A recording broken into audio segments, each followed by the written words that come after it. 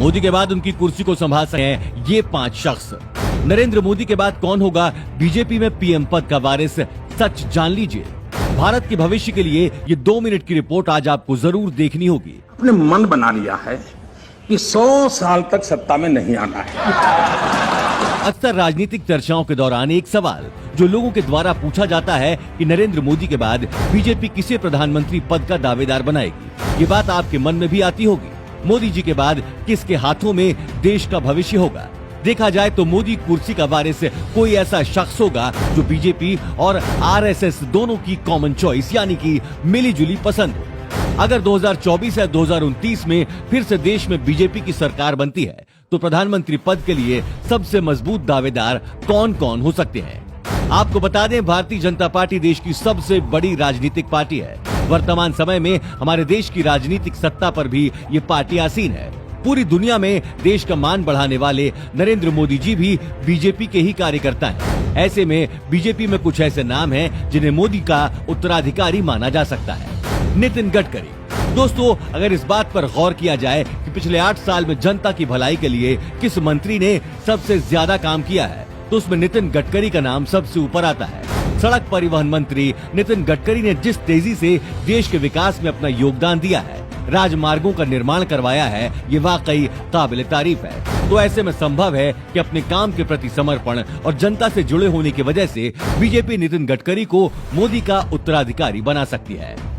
शिवराज सिंह चौहान। दोस्तों, साल 2005 से लेकर 2022 तक लगातार 19 साल तक मध्य प्रदेश के मुख्यमंत्री शिवराज बने रहे हैं। शिवराज सिंह चौहान भी प्रधानमंत्री के पद के लिए एक मजबूत दावेदार हैं। आपको बता दें, साल 2014 के लोकसभा चुनाव से पहले तक शिवराज सिंह चौहान को बीजेपी की तरफ से प्रधानमंत्री पद का एक सशक्त दावेदार माना जाता था। लेकिन नरेंद्र मोदी की दावेदारी और जनता के बीच उनकी लोकप्रियता को देखते हुए शिवराज सिंह चौहान ने प्रधानमंत्री की दावेदारी से खुद को अलग कर लिया था।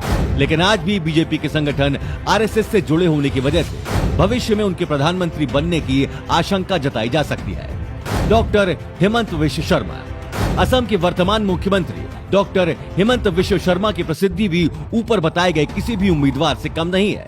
साल 2001 से 2015 तक भारतीय राष्ट्रीय कांग्रेस की टिकट पर विधानसभा चुनाव लड़ने वाले हेमंत विश्व शर्मा ने 23 अगस्त 2015 को बीजेपी में शामिल हुए।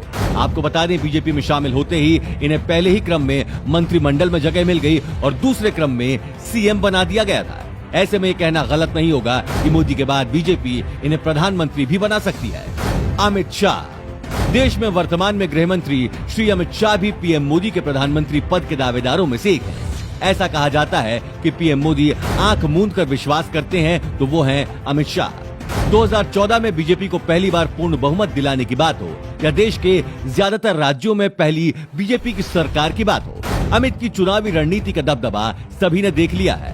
आपको बता दें, बीजेपी का एक घोषित नियम है कि 75 वर्ष की उम्र पार करते ही किसी भी नेता को अपने पद से इस्तीफा देना होता है। ऐसे में अगर 2029 में बीजेपी की सरकार लोकसभा चुनाव जीतती है तो अमित शाह भी प्रधानमंत्री बन सकते हैं। योगी आदित्यनाथ। उत्तर प्रदेश के मुख्यमंत्री और भारतीय जनता पार्टी के फायर ब्रांड नेता। ये मोदी है, ये योगी है।